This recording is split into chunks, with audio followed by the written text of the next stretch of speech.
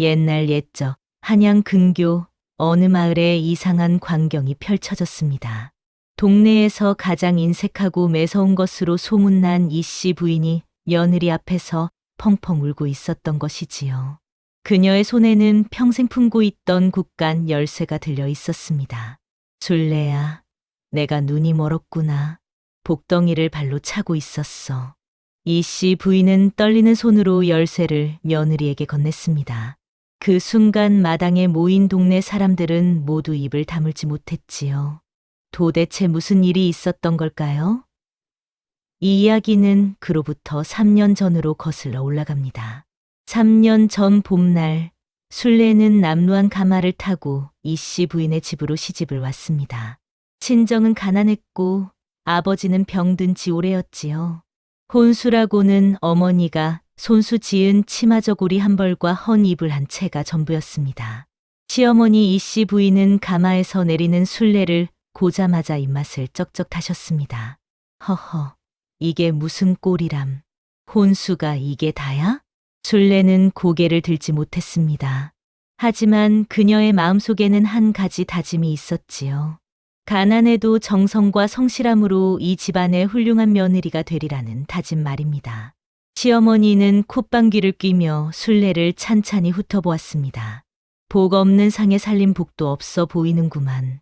그날부터 술래의 고된 시집살이가 시작되었습니다.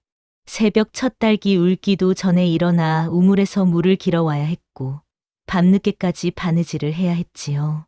하지만 시어머니는 늘 불만이었습니다. 이 밥이 뭐야? 물을 너무 많이 넣어 죽도 아니고 밥도 아니잖아.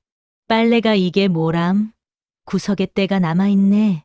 술래는 아무 말 없이 다시 빨래를 했습니다. 남편은 장사를 하러 나가 집에 없는 날이 많았고 시어머니의 구박은 날이 갈수록 심해졌지요. 동네 사람들도 고개를 저을 정도였습니다. 그러던 어느 날 친정에서 급한 전갈이 왔습니다. 병든 아버지가 위독하다는 소식이었지요. 술래는 시어머니 앞에 무릎을 꿇었습니다. 어머님, 친정 아버지가 위독하시다 하옵니다. 하룻밤만 다녀와도 되겠습니까? 시어머니는 차갑게 대꾸했습니다. 안 돼. 시집온 며느리가 친정 생각은 무슨. 여기 일이 얼마나 많은데? 술래는 눈물을 삼키며 고개를 숙였습니다. 그날 밤 친정에서 또 전갈이 왔습니다. 아버지가 돌아가셨다는 소식이었지요. 술래는 마당 구석에서 소리 없이 울었습니다. 아무도 위로해주는 이 없었습니다. 시어머니는 그런 술래를 보며 혀를 찼습니다. 부모도 제대로 못 챙기는 년이 무슨 며느리 노릇을 하겠어. 술래는 더 이상 눈물도 나오지 않았습니다. 그저 마음속으로 아버지께 용서를 빌 뿐이었지요. 그해 여름, 마을에 큰 가뭄이 들었습니다. 논바닥은 쩍쩍 갈라지고 우물은 바닥을 드러냈지요.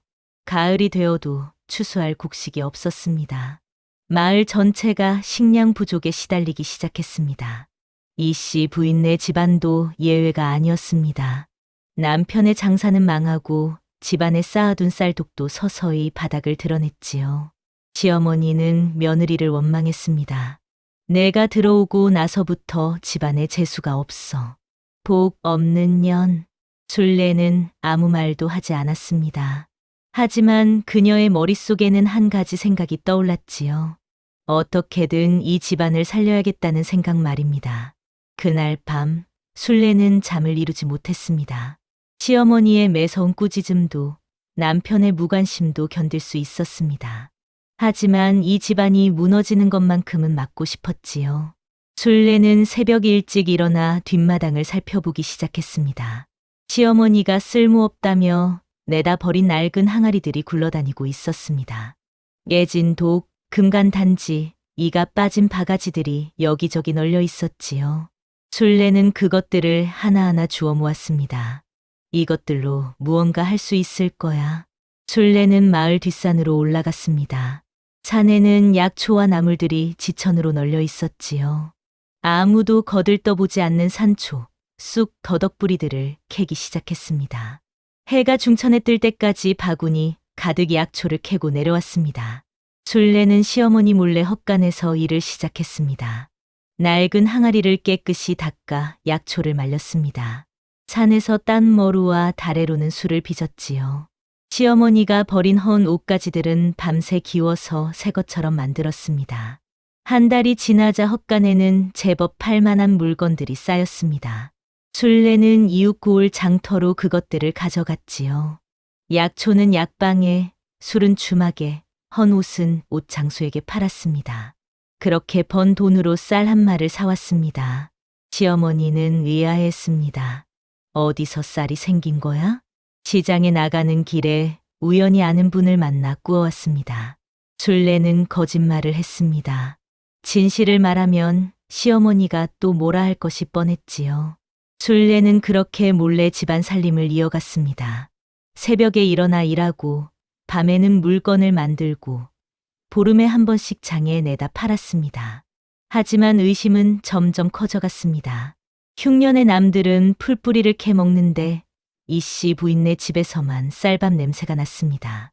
시어머니는 며느리가 어딘가에서 쌀을 훔쳐오는 게 아닌가 의심했지요. 술래, 너 정직하게 말해봐. 도대체 쌀을 어디서 구하는 거야? 어머님, 제가 바느질 품을 팔아 조금씩 모은 것입니다. 거짓말, 바느질로 쌀을 살 수 있을 리 없어. 시어머니는 술래의 말을 믿지 않았습니다. 동네 사람들도 수군거리기 시작했지요. 저 며느리, 혹시 남의 집 곳간에서 훔쳐오는 게 아닐까? 아니면 부정한 짓을 하는 거 아니겠어? 술래는 입을 다물었습니다. 해명해도 소용없다는 것을 알았지요. 시어머니의 구박은 더욱 심해졌습니다. 복 없는 년이 이 집안을 망치더니 이제는 훔친 쌀로 입에 풀칠하겠다는 거냐? 어머님, 그런 게 아닙니다. 제가 품을 팔아. 닥쳐. 내 말은 한마디도 믿을 수가 없어. 시어머니는 술래를 마당 한가운데 무릎 꿇렸습니다. 겨울 찬바람이 매섭게 불어왔지만 술래는 꼼짝하지 않았지요. 남편이 돌아와서야 겨우 일어날 수 있었습니다. 남편은 아내를 위로하지 않았습니다. 당신이 어머니를 화나게 했어? 앞으로 조심해. 술래는 남편마저 자신을 믿지 않는다는 사실에 마음이 무너졌습니다. 하지만 포기할 수 없었지요. 이 집안은 자신이 지켜야 했습니다. 그날 밤 술래는 헛간에서 시어머니를 위한 약을 다렸습니다. 시어머니는 요즘 관절이 아프다고 자주 신음했지요. 술래는 산에서 캐온 독활과 오가피로 약탕을 만들었습니다.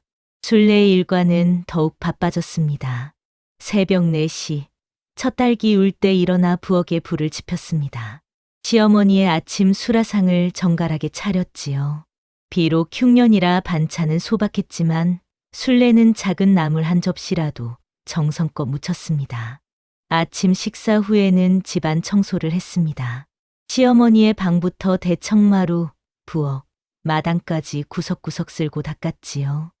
빨래는 우물가에서 했습니다. 물이 차가워 손이 터고 얼어붙었지만 참았습니다. 오후에는 밭일을 했습니다. 메말라버린 땅에 물을 길어다 부었지요. 작은 무라도 살려보려는 마음이었습니다. 해가 지면 바느질을 했습니다. 시어머니의 해진 저고리를 기웠습니다. 밤이 되면 헛간으로 갔습니다. 거기서 약초를 손질하고 술을 빚고 헛 물건들을 고쳤지요. 자정이 넘어서야 잠자리에 들 수 있었습니다. 하지만 자기 전에 꼭 하는 일이 있었습니다.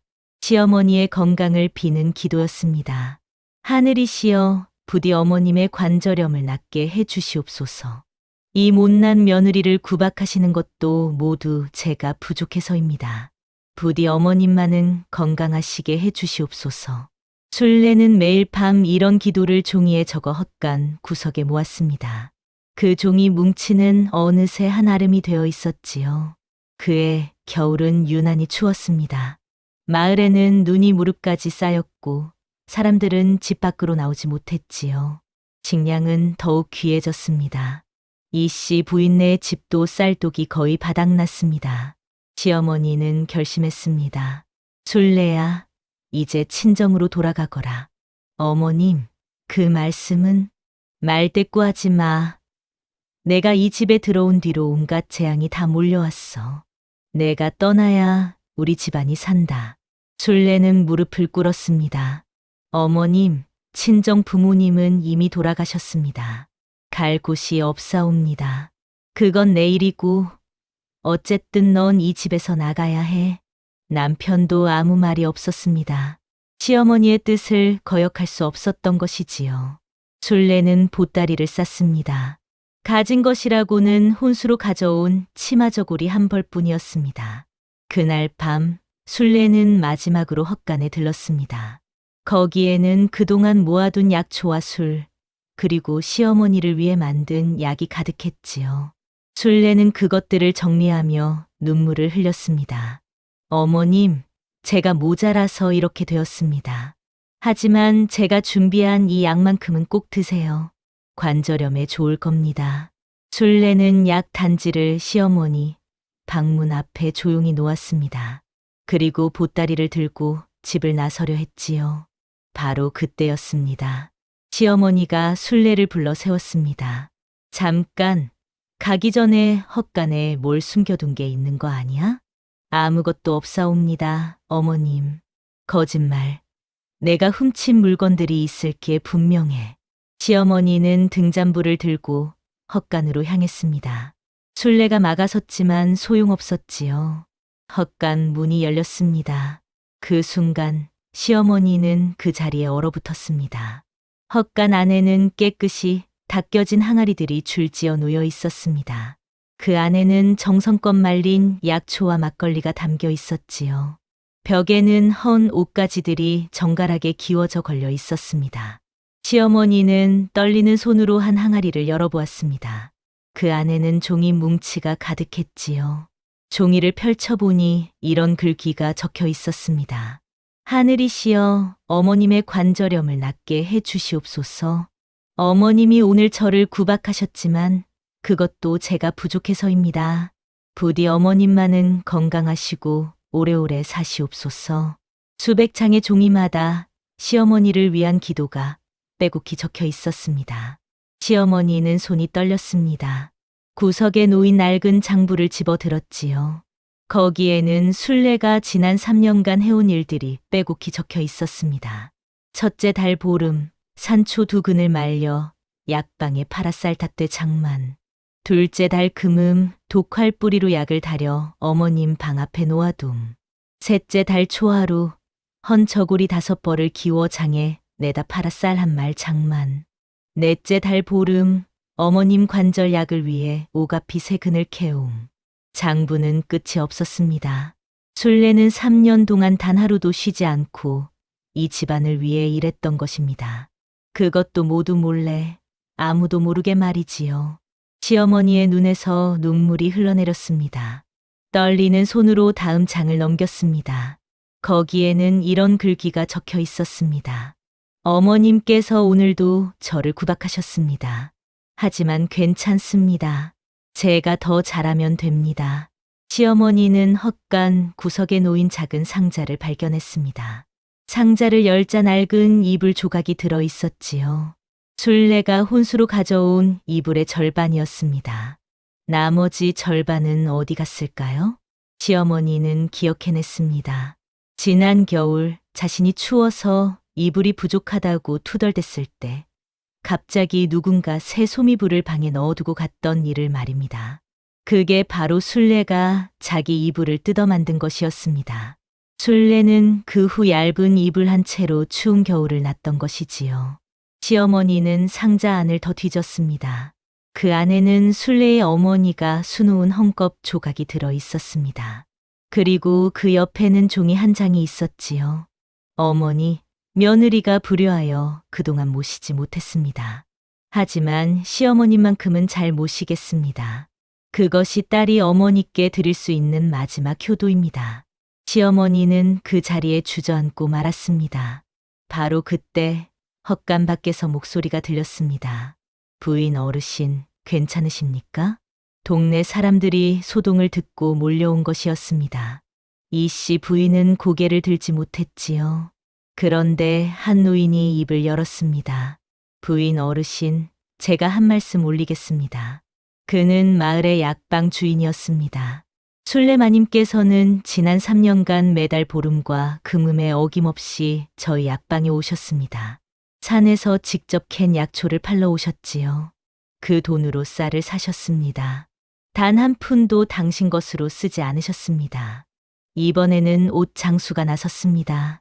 저도 증언하겠습니다. 술래마님은 누더기 같은 헌 옷들을 가져와 새 것처럼 만들어 파셨습니다. 바느질 솜씨가 얼마나 훌륭한지 장터에서 소문이 자자했지요. 그 돈도 모두 집안 살림에 보태셨습니다. 주막 주인도 한마디 했습니다. 술래마님이 빚은 술은 이 구울에서 제일이었습니다.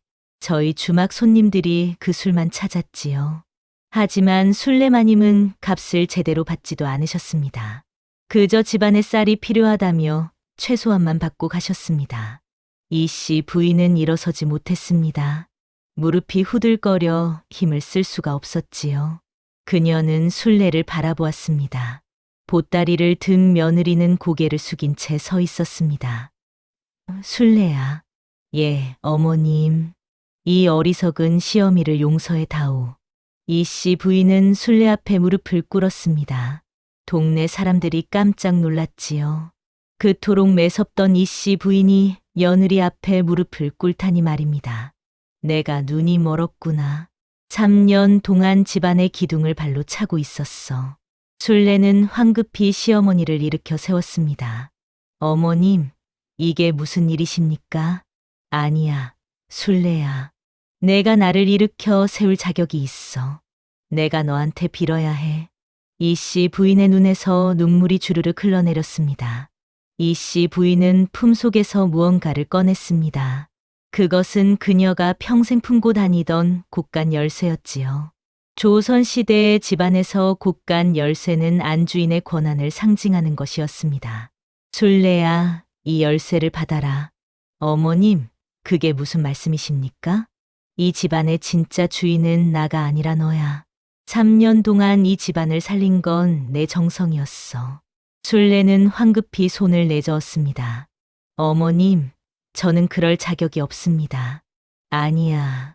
내가 가장 자격 있는 사람이야. 이 씨 부인은 술래의 손에 열쇠를 쥐어주었습니다. 열쇠는 따뜻했지요. 시어머니의 체온이 남아 있었습니다. 술래야, 내가 3년 동안 너한테 한 짓을 생각하면 죽어도 용서받을 수 없을 것 같구나. 하지만 이 늙은이에게 한 번만 기회를 다오. 앞으로는 내가 진짜 어머니가 되마. 술래는 그제야 눈물을 흘렸습니다. 3년 동안 참았던 눈물이 한꺼번에 쏟아져 내렸지요. 시어머니는 며느리를 꼭 껴안았습니다. 미안하다, 술래야. 정말 미안하구나. 동네 사람들도 눈물을 흘렸습니다. 그 광경이 얼마나 감동적이었던지 훗날까지 마을 사람들의 입에 오르내렸지요. 남편도 아내 앞에 무릎을 꿇었습니다. 여보, 내가 당신을 믿지 못했소. 용서해 주시오. 괜찮아요, 서방님. 이제 다 끝났어요. 술래는 보따리를 내려놓았습니다. 이제 더 이상 이 집을 떠날 필요가 없었습니다. 그녀는 진짜 이 집의 며느리가 된 것이지요. 시어머니는 술래의 손을 잡고 안채로 들어갔습니다. 자, 이제 들어가자. 추운데 밖에 있으면 몸이 상해. 예, 어머님. 술래는 처음으로 어머님이라는 말에 진심을 담을 수 있었습니다. 시어머니도 처음으로 며느리를 진심으로 대했지요. 그날 밤, 이 씨 부인은 술래가 만든 약을 직접 다려 마셨습니다. 그리고 그 약은 정말로 관절염에 효험이 있었지요. 며느리의 정성이 담긴 약이었기 때문입니다. 그 후로 이 씨 부인네 집안은 완전히 달라졌습니다. 술래가 곶간 열쇠를 맡아 살림을 꾸리기 시작했지요. 그녀는 지난 3년간 쌓아온 경험을 10분 발휘했습니다.